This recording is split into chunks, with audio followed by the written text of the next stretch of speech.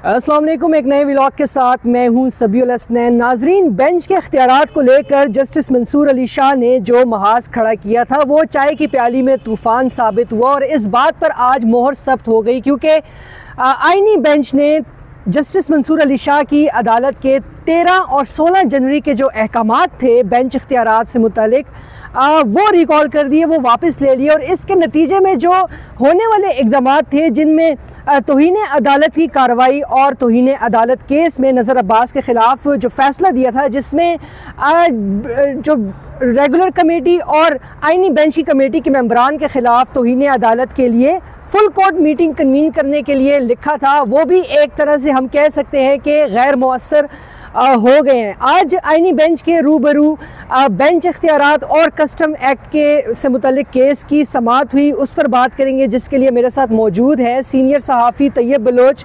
लेकिन इससे पहले गुजारिश ये है कि मेरे चैनल को लाइक करें, सब्सक्राइब करें और कमेंट सेक्शन में फ़ीडबैक दीजिए। फ़ीडबैक बहुत ज़रूरी होता है। बहुत शुक्रिया तैयब बलोच साहब ज्वाइन करने के लिए।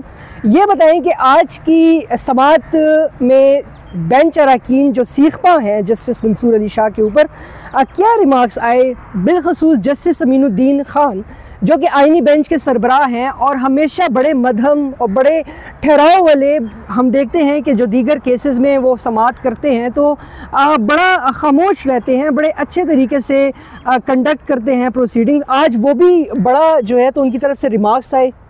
देखें, बात यह है कि मैं तो नहीं कहूँगा कि वो जजेस जो है वो इतने ज़्यादा सीख पा थे।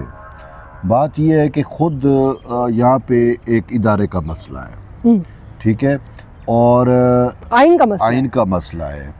तो अब जब जहाँ पे रॉन्ग डूइंग्स हुई हैं, जहाँ पे चीज़ों को आइन को तोड़ा गया है, जहाँ पे जो है अपनी अदालती हदूदों कयूद से आगे निकल के जो है वो एक मुकदमा कोरम ही नॉन जुडिस एक मैटर वो था, बेंच था, फोरम ही नहीं था, बेंच के पास इख्तियार ही नहीं था, तो उसमें उन्होंने जाके जो सारे मामलात उठाए हैं जस्टिस मंसूर अली शाह के, तो जजेस का हैरत ज़दा होना, जजेस का परेशान होना, जजेस का पेशमान होना, जजेस की जानिब से एग्रेशन आना, वो एक नेचुरल फैक्ट है। और वो इसलिए भी कि जजेस के पास देखें ना, जजेस के पास तो कोई फोरम नहीं है।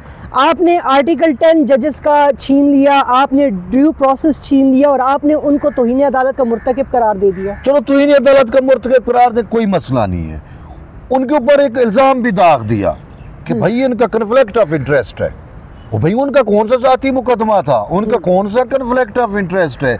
अब जस्टिस मोहम्मद अली मज़हर और जस्टिस जमाल खान मंदोखेल के ऊपर जस्टिस मंसूर अली शाह ने एक लेटर लिख के पब्लिक कर दिया और कहा कि जी इन दो मोअज़्ज़ज़ जज का कन्फ्लिक्ट ऑफ इंटरेस्ट है। मुझे ये बताएं कि आज तक आप जुडिशरी इतने अरसे से जो है बीट कर रहे हैं जुडिशरी की, कभी आपने सुना हो किसी जज ने किसी बेंच पे एतराज़ किया हो? कभी मुझे कोई पाकिस्तान का हिस्ट्री का तारीख दिखा नहीं, ऐसा कभी नहीं हुआ। अनप्रेसिडेंटेड था जो भी हुआ। अच्छा, हमने देखा बेंच पे एतराज़ वकीलों की जानिब से किया जाता है, फ्रीकैन की जानिब से किया जाता है, किसी जज पे एतराज़ होता है कि सर आपका ये मसला है, आप ना बैठे, आप ये ना करें। खुद मंसूर अली शाह पे एतराज़ हुआ था और मंसूर अली शाह पे मिलिट्री कोर्ट में मंसूर अली शाह भाग के बैठ गए मिलिट्री कोर्ट्स का मुकदमा सुनने के लिए, जबकि उनके करीबी रिश्तेदार जस्टिस जवाद ख्वाजा जो है साबिक चीफ जस्टिस, वो उसमें दरख्वास्त गुजार थे। आपने ये जो बात की कॉन्फ्लिक्ट ऑफ इंटरेस्ट की, नाजरीन रिजवान रजी दादा के नाम से मशहूर बड़े सीनियर सहाफ़ी हैं, वो कहते हैं कि तहरीक इंसाफ वाले लम्हे मौजूद में जो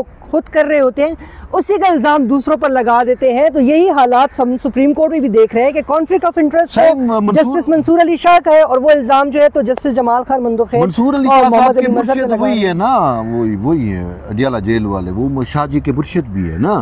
ये तो हम नहीं कह सकते, लेकिन ये है कि पॉलिटिकल टिल्ट, एक पॉलिटिकल उनकी जो इंक्लाइनेशन है वो एक्सपोज हुई। क्या मुझे बताएं, इमरान खान को 187 के तहत 187 इस्तेमाल किया बेल के मैटर में, बेल नहीं दी थी साइफर केस में? बिल्कुल दी थी।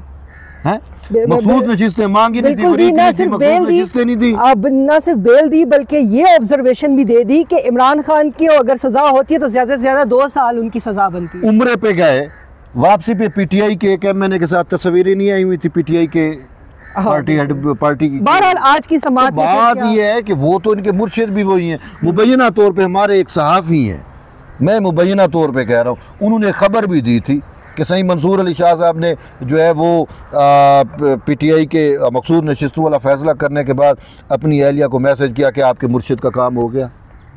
अच्छा, ये हमारे सहाफ़ी ने किए, मैं कोट एंड कोट बात कर रहा हूँ ना। तो अब मंसूर अली शाह साहब भी वही हैं जो PTI है। वो जो रज़ी दादा वाली आपने बात कोट की है वो 100% ट्रू आती है कि ये जो कर रहे होते हैं ना उसका इल्ज़ाम दूसरों पर डाल देते हैं। कन्फ्लिक्ट ऑफ मफादात का टकराव तो खुद सही मंसूर अली शाह का था। 26वीं तरमीम को नहीं मानते, आइन के आर्टिकल 191A को नहीं मान रहे, उसमें जो तरमीम की गई और जो बेंच के इख्तियार जो है उसमें तब्दील किए गए, ये उसको नहीं मान रहे और उसी का मुकदमा अपने पास बिठा के रख लिया। इसका और क्या कन्फ्लिक्ट ऑफ इंटरेस्ट होगा? ये अपने चीफ जस्टिस याया अफरीदी को नहीं मान रहे कि बनना तो मेरी बारी थी, बन वो क्यों गए। ये तो जस्टिस अमीनुद्दीन खान साहब को बर्दाश्त नहीं कर रहे। कॉन्स्टिट्यूशनल बेंच में तो मुझे होना चाहिए था, मैं हेड होता, ये क्यों हेड हैं? तो इसी वजह से उनका कन्फ्लिक्ट ऑफ इंटरेस्ट था। उन्होंने जान के पूरी गुलकारियाँ की और इसमें जो है उन्होंने अपने तौर के ऊपर जो इनके माइंड में थे जो मनसूबाबंदी थी उसी के तहत ही इन्होंने सारे मामला लेके गया। कस्टम एक्ट का मैटर था, कस्टम एक्ट से निकल के आर्टिकल 191 पे चले गए। आर्टिकल 191 से छलांगे लगाते हुए जो है ये चले गए एडिशनल रजिस्ट्रार की तौहीनी अदालत पे, एडिशनल रजिस्ट्रार की तौहीनी अदालत से फिर आगे चले गए चीफ जस्टिस को तौहीनी अदालत का मुर्तकब करार दे दिया, जस्टिस अमीनुद्दीन खान को मुर्तकब करार दे दिया, जस्टिस मोहम्मद अली मजहर को तौहीनी अदालत का मुर्तकब करार दे दिया और जस्टिस जमाल खान को तौहीनी अदालत का मुर्तकब करार दे दिया। भाई कहाँ से करार दे दिया? आपके पास कौन सी दरखास्तें थी, कौन सी पिटीशनें थी, कौन सा चीज़ें थी? एवं ही अपने तौर पर आपका दिमाग जो कह रहा था आप करते जाओगे। भाई आप जज हो, जज का काम होता है फाइल देखना, जज का काम होता है आपके सामने जो प्रेयर्स की गई हैं उन प्रेयर्स के तहत अभी मैं आपको याद होगा जब काजी फैसला की एजाज़ में फुल कोर्ट रेफरेंस है, जैसे कि हर चीफ जस्टिस के एजाज़ में होता है, उसमें जस्टिस मंसूर अली शाह ने शिरकत नहीं की थी और एक ख़त लिखा था। उस ख़त में उन्होंने बड़ी बात की थी कि कॉलेजियलिटी होती है, बामी हम आंगी को बरकरार रखना चाहिए जजेस को या चीफ जस्टिस को। इसके अलावा डायलॉग का उन्होंने बात की थी। और अब वही जस्टिस मंसूर अली शाह हैं जो अपने जजेस पर तौहीन अदालत के फतवे लगा रहे हैं। उस तो ये आगे बहुत आगे चले गए हैं भाई। ये जुडिशरी को नहीं मान रहे, ये कॉन्स्टिट्यूशन को नहीं मान रहे, ये अपने हलफ को खिलाफ वर्जी कर रहे हैं, ये जजेस के कोड ऑफ कंडक्ट की भी खिलाफ वर्जी कर रहे हैं। बाकी जो आपने बात की ये जो है फुल कोर्ट रेफरेंस जब काजी का था उसमें जो इन्होंने लेटर लिखा वो खुद इन्होंने अपनी जुडिशरी के ख़िलाफ़ था, चीफ जस्टिस के ख़िलाफ़ था, उसके ओहदे के ख़िलाफ़ था। तो बहरहाल अब ये तो मौजूदा चीफ जस्टिस को देखना चाहिए था, लेकिन उन्होंने गुडविल के तौर पर जो है वो जस्टिस मंसूर अली शाह को कुडेलन लगाने की बजाय अगरचे सुपरसीड हो गए हैं उसके बावजूद उन्होंने उसको पॉलिसी मेकिंग में रखा। पॉलिसी मेकिंग, केस मैनेजमेंट में, मीडिएशन में जस्टिस मंसूर अली शाह। अच्छा, मैं बतौर सहाफ़ी शुरू दिन से मैं चीफ जस्टिस याया अफरीदी के इस फैसले पे जो है वो तनकीद कर रहा हूँ कि आप जो है वो ज़रूर गजंद आपको लगेगी, क्योंकि मौला अली का कौल है जिस पे एहसान करो उसके शर से बचो। तो मैं यही कह रहा हूँ कि आपने इस पे एहसान किया, सुपरसीड हो गए थे चे जाया के कॉन्स्टिट्यूशन ऑफ पाकिस्तान के मुताबिक भी, और वैसे भी कि सीनियरिटी शुरू होती है चीफ जस्टिस और उसके बाद से, सीनियरिटी चीफ जस्टिस के ऊपर से शुरू नहीं होती। तो ये इनको आपने फिर भी इनका लिहाज रखा, आपने इनको सीनियर करके, और मैंने यही कहा कि यही एक दिन जस्टिस चीफ जस्टिस को जो है वो काटेंगे। और आज हम देख रहे हैं इन्होंने पहले भी एक दफ़ा मुनीब अख्तर के साथ मिलकर ये अटैम्प्ट किया, अपने चीफ जस्टिस को बाईपास कर दिया था,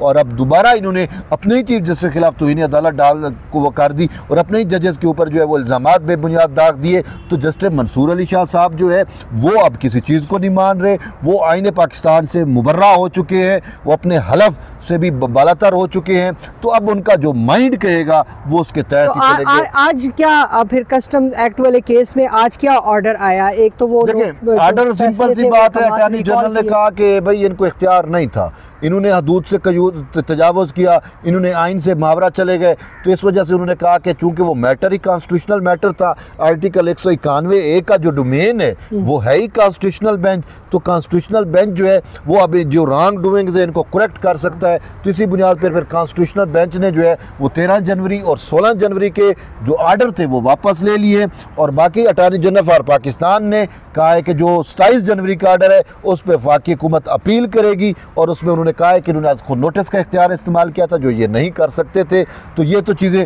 तय हो गई। फिर इसके साथ साथ जो है वो नज़र अब्बास वाला केस भी का रिकॉर्ड भी इसके साथ लगाया जाएगा।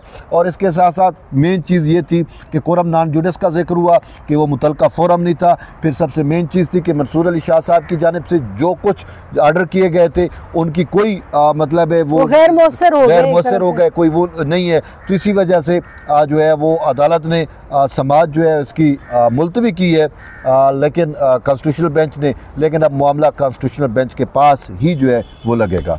बहुत शुक्रिया तैयब बलोच बात करने के लिए। तो नाजरीन, जस्टिस मंसूर अली शाह बहुत ही ब्रिलियंट लीगल ब्रेन हम उनको कहेंगे, और बहुत ही ब्रिलियंट आइडियाज़ हैं उनके पास अदालती रिफॉर्म्स को लेकर। लेकिन मेरा ख्याल है 26वीं आईनी तरमीम को उन्हें आगे बढ़ना चाहिए और मुनासिब वक्त का इंतज़ार करना चाहिए। इसी के साथ ही इजाज़त दीजिए। अल्लाह हाफ़िज़।